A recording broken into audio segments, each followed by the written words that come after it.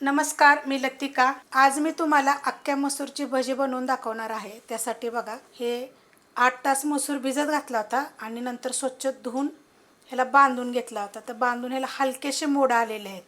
जरी नाही मोड आले, नुसते भिजवल्यानंतर जरी बनवलं तरी चालेल। आणि असा पाहिजे असेल तर हलकेसे मोड आल्यावर जरी तुम्ही बनवलं तर चालेल, किंवा थोडेसे अजून जास्त आलेले जर मोड असेल का नाही तरी पण चालेल।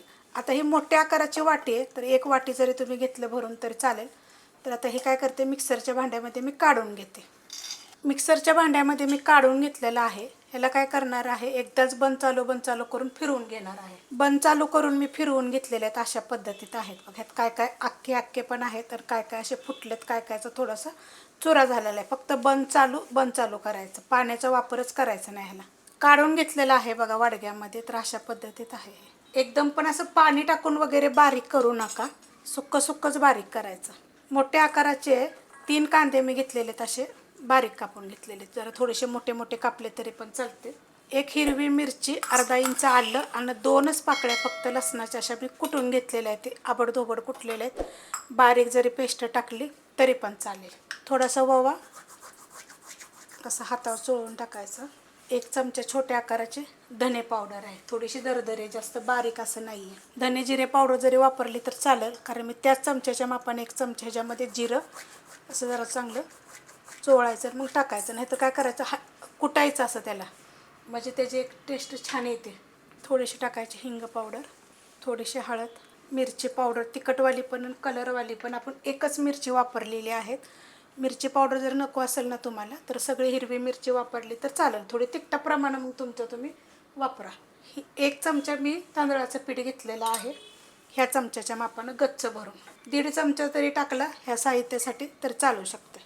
सपाट वाटीला बी थोडंसं कमी असं बेसन पीठ घेतलेलं आहे। ह्याच्यामध्ये आता खूप सारे कोथिंबीर घेतलेली, थोडीशी हलकी त्याचे देठं पण घेतलेले आहेत। हे बघा अशा पद्धतीचे।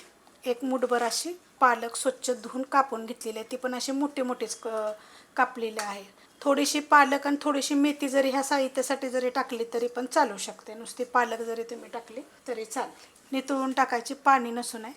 चवीप्रमाणे टाकायचे मीठ। ह्याच्यामध्ये 1 चमचा सफेद तीळ जरी टाकलं तरी चालेल। आता हे चांगलं मिक्स करून घेऊया। मस्त असं बघा मिक्स करून घेतलेलं आहे। पाण्याचा वापर मी थोडासुद्धा केला नाही, कारण हलकीशी कोथिंबीर पण आपली ओलसर होती आणि पालक पण थोडी ओलसर होते, त्यामुळे बरोबर सगळं मिक्स होतं। पाणी बिलकुल येत वापरू नका, असं दाबून चांगलं मिक्स करा।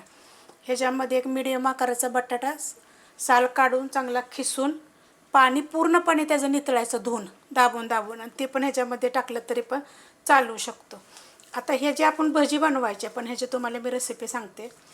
तुम्ही जर अशा पद्धतीत जर त्याचे वडे बनवले का नाही, छोटे असे वडे बनवले आणि तळले आणि बर्गरसारखे तुम्ही त्याच्यामध्ये टाकून जरी खाल्ले ना, तर खूप चविष्ट लागतात। तुम्ही एकदा करून बघा।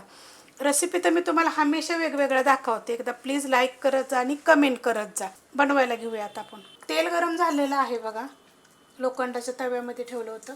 छोटे टाकायचे, जास्त मोठे करायचे नाहीत। मोठे हवे असले तर तुम्ही मोठे पण करू शकता। मी छोटेच करणार आहे। पटापट टाकून घेते पहिले। छोटे बघा मी सोडून घेतलेले आहेत, लगेच हलवायचं नाही। गॅस आहे मीडियम, 1 मिनिटानंतर आपण हलवूया। हलवून घेऊया आपण आता। बिलकुल तेलकट होत नाहीत, काय नाहीत, एकदम कुरकुरीत आणि खूप चविष्ट। मिक्स करून घेते पहिले, वर खाली करून घ्यायचं। पलटी करून घेतलेले आहेत, एकदम गोल्डन कलरवर आपल्याला ह्याला फ्राय करायचे। खूप छान बघा असा कलर आलेला आहे, एकदम असे कुरकुरीत, बिलकुल तेलकट होणार नाहीत। पण असं काढताना काय करायचं माहिती आहे का, असं थोडंसं नितळून घ्यायचे। खाली टिश्यू पेपरवर जरी घेतले तर चालेल, मी तर काय करते असं हमेशा चाळणच घेते, चाळणीत काढते। आता हे किती मस्त झालेत बघा, एकदम छान। आणि काय होतं, काहीतरी खायचं वेगळं मन करतं, तर अशा पद्धतीत काय करायचं। तुम्हाला मी लगेच गरम एक तोडून पण दाखवते। हे बघा ना, आपण ह्याला सोड्याचा वापर केला ना काय केला। तुम्हाला हवा असेल तर तुम्ही टाकू शकता 1 चिमूटभर। कशी वाटली रेसिपी जरा मला कमेंट करून सांगा। रेसिपी आवडली तर लाईक करा, सबस्क्राईब करा, कमेंट करा आणि शेअर बी करा।